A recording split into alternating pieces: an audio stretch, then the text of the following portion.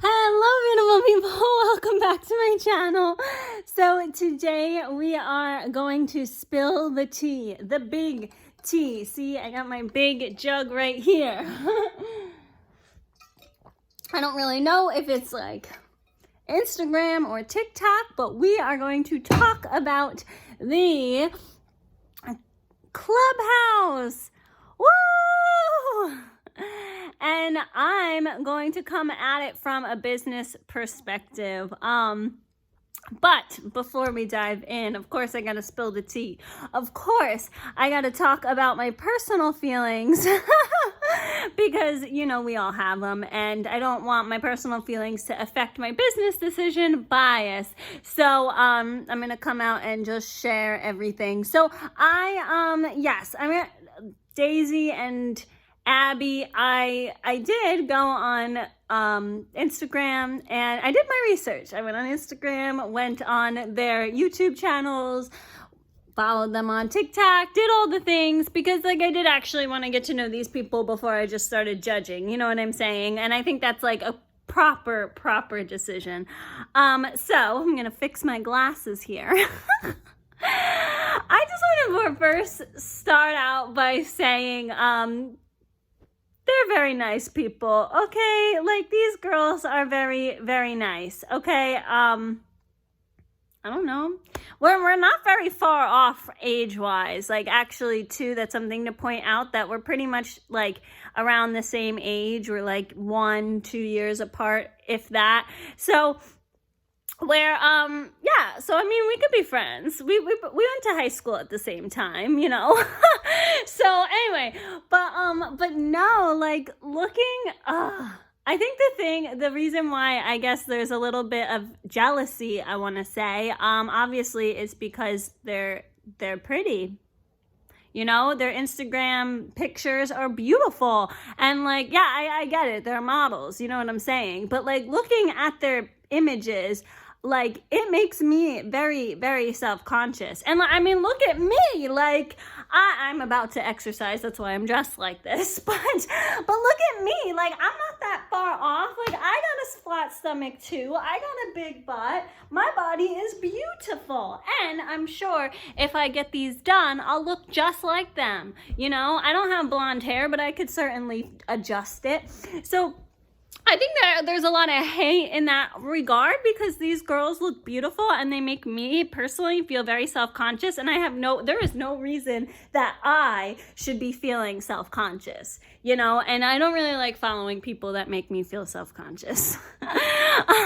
No matter how nice you are, okay, it's just a personal thing. Y'all know that I'm very competitive, so my Instagram pictures definitely don't live up to theirs. I mean, my mother would kill me if I showed like half of, you know, if I wore like a half bra, or if like something was sticking out.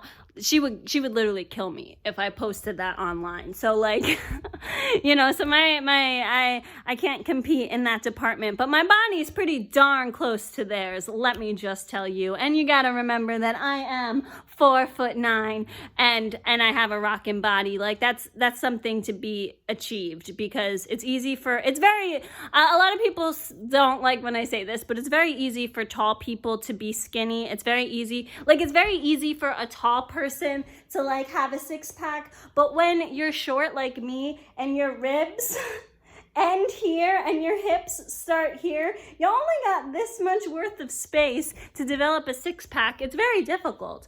So anyway, there's no reason these ladies should be making me feel self-conscious, and I'm just putting it out there.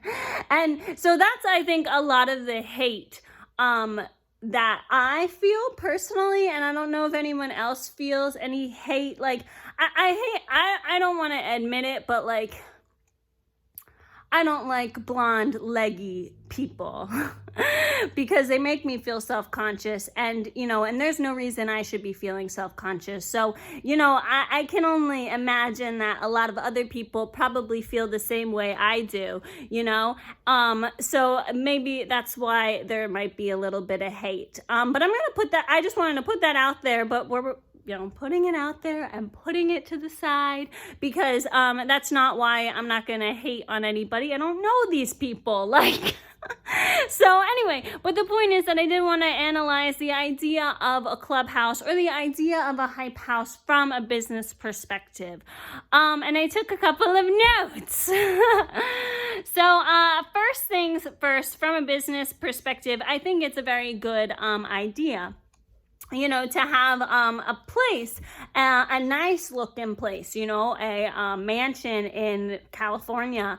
That's a beautiful place to have people be there and have creative ideas. And you need it to be aesthetically pleasing, because these people are whoever you're having come over, you want them to be creative, and you want them to have this nice environment for them to post pictures, and you want it to be aesthetically pleasing. So the whole idea that these women created, I think, is a beautiful thing. I think it's a great idea. I think that, it should have happened a while ago, but it's good that it's happening now.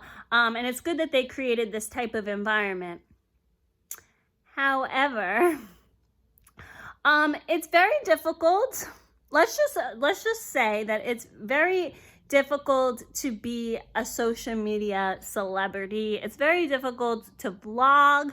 It's very difficult to keep up with all the social media accounts. When you become a social media celebrity, you are working 24/7. So there's that factor, okay? And then second factor is that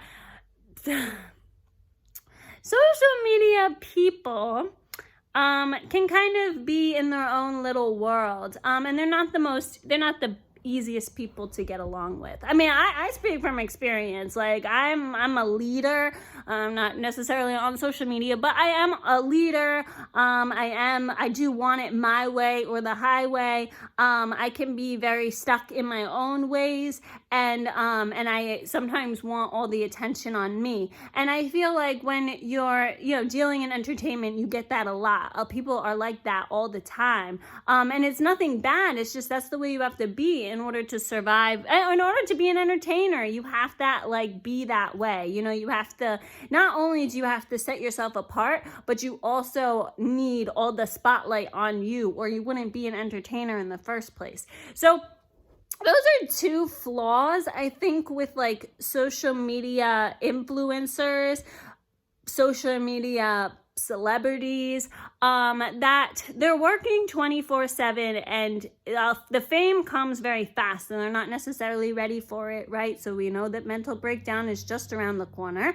And then second, they're not really the easiest people to sort of work with. In order for it to be a balanced relationship, and this happens a lot in movies, you have the celebrities, you have the actors who, and not every actor is like this, but for the most part, actors sort of do get catered to. But you need the people to cater to them. You need the camera crew. A lot of camera guys are very introverted, and they're followers, and and again, that's just the way of the business. A cameraman can't tell the director where, you know what I mean? They have to kind of take a step back and follow directions. And it works in terms of movies. It works to have different dynamics worth of people. It works in a hospital to have different dynamics worth of people playing different roles.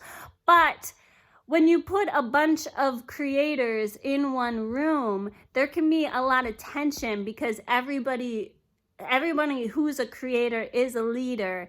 They want to be in the spotlight, and it can be hard, because you need to be there needs to be some balance. There needs to be leaders and their followers. There needs to be extroverts and introverts, which we'll get to in a second.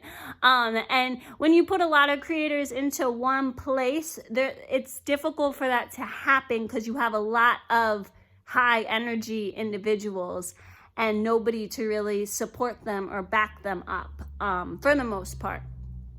Now, in terms of extrovert, introvert, this definition gets kind of confused a lot. So an introvert is somebody who gets charged when they're alone.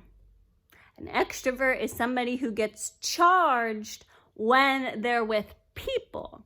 So obviously, if you're a celebrity, you feed off of, like, if you're, I don't know, maybe not all celebrities, but like if you're doing a concert, for example, you feed off of the crowd. If you do the meet and greets, you feed off of that energy. That's like an extroverted trait. Where, if you watch TV in your bedroom and you feed off that alone time, or you feed off of reading a book, that's like an introvert trait. And you're not necessarily one or the other. It's a spectrum. But usually celebrities are more on the extroverted side. Again, because that's just something that comes with the business. But you do need downtime also, again, just to balance it out. Maybe you only need an hour worth of downtime, whereas like an accountant needs 10 hours worth of downtime, because like that's the business. But you still need that 1 hour of downtime, and that could be kind of difficult. I noticed this when I did theater. There was a lot of high energy, and it was very challenging for me personally to be around people all the time with high energy. I often had zero patience for it. So, but that is bound to happen as well. So I think that's the dynamics of the idea of having a creative space for professionals, is a wonderful idea. I just don't really think living together is good, just because of the dynamics of what social media celebrities usually consist of. I'm not saying that they all are like that. I'm just saying that you need to be that way in order to be a creator, in order to be an entertainer. So that's, I think that's like the issue here. Now, I don't really know how big this house is. Maybe they all have their own separate rooms and they can be all crazy and wild together, and then have their downtime. That would be ideal, I guess. I do sort of wonder how the finances work. Maybe somebody can let me know, because I am curious. Like, if you take a picture, like I don't know, like let's say I'm there, right, and I take a picture and I get paid to take a picture by the pool. Do I have to like give some of those proceeds like to like, how does it work divvying it up? Who pays for the rent? I am curious about that. Like, when you're 20, I didn't have enough credit to rent by myself when I was 20. Like, even if I did have the money, I didn't have a credit history long enough to sustain reasonability to owning my own place. So that's another thing I wonder, like, do they have, I don't know, like, is their credit high enough? Like, is somebody fitting the bill? Is somebody, did somebody sign the lease for them? I don't know, like all these business questions I have that are curious. Last but finally not least, I do,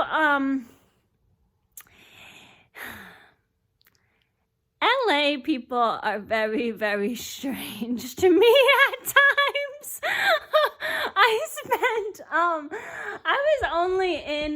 I was in San Francisco for a week, and that was enough. I mean, I do want to go to LA. I do want to go to California. I do want to do a West Coast tour, but I follow a lot of people on YouTube that live in LA, because I want to know what it's like, because these people really confuse me. There's like a lot of like rude associations with LA individuals. Like, a lot of people say that they're spinach heads. A lot of people say they're granola heads. I don't want to say anything mean, because again, I don't know these people, but like, LA people really confuse me. And I think the main reason why they confuse me is because a lot of them are living like, at least it appears that they're living very fake lives. And people are fake here on the East Coast too. Bergen County, New Jersey is the fakest of the fake people. Go watch Real Housewives of New Jersey. Like, that town is messed up on so many levels. So it's not like I'm not being mean, because like, East Coast, we have our issues too. But like, I don't know. It just really confuses me sometimes. That's why sometimes I like to watch people in LA and how they function and how they live their life, because it confuses me. It is also sort of interesting to point out that me and these ladies aren't that different in age, except, however, sometimes I'll watch some of these videos and I just want to like smack them across the face. Like, I don't understand how you could be so immature. Like, oh, I don't understand how you could think that way, or you know what I mean? And I do wonder about like if in the future, because I used to be that way too when I was 20. You know, when you're single sometimes and you're in your 20s, sometimes you do things and you post pictures and you take on different roles that you wouldn't do if you were in a relationship, or you wouldn't do it like 2 years from now. So I do wonder, and I don't know, I think I'm going to continue following just because I'm confused, and I'd like to know if their results end up turning out into my results, because I was crazy when I was 20 as well. Believe me, I did everything under the sun. I didn't post pictures because I probably would get in trouble for that, but I did everything under the sun. And I do wish them the best, and I don't know, maybe they'll end up chilling out once they get a man, because that's usually what ends up happening to ladies. We get all freaked and we do stupid things, and then we get a man and we get settled down, and then we stop doing stupid things. Happened to me. So I don't know, but we'll see. I'd like to see what it's like. I wonder what it is like to live in Beverly Hills. What's it like to live in a mansion? What's it like to be blonde? What's it like to be a model living in LA? Because all of those things confuse me. But we're gonna end this conversation with it's fun. It's really fun to follow celebrities on Instagram. It's really fun to follow celebrities on YouTube and all the other social media accounts. It's really fun. But you should follow them for good reasons, not to spread hate, even if they do make you feel insecure about yourself. Understand that it is their job and it's their role to look good. I mean, I exercise because for cardiovascular related reasons. But, you know, if you're looking at their pictures and you're like me, oh my God, I'm so self-conscious, even though I have no reason to be self-conscious, I wouldn't follow them because you don't want to spread hate, that's for sure. But anyway, I like to follow them, see what it's like to live in LA, and maybe one day I'll actually end up going there, and maybe it won't appear as confusing as it actually is. But it's a good idea business-wise. I don't necessarily know if living together is the best arrangement, but we'll see what happens, friends. Anyway, talk to you guys later. Bye!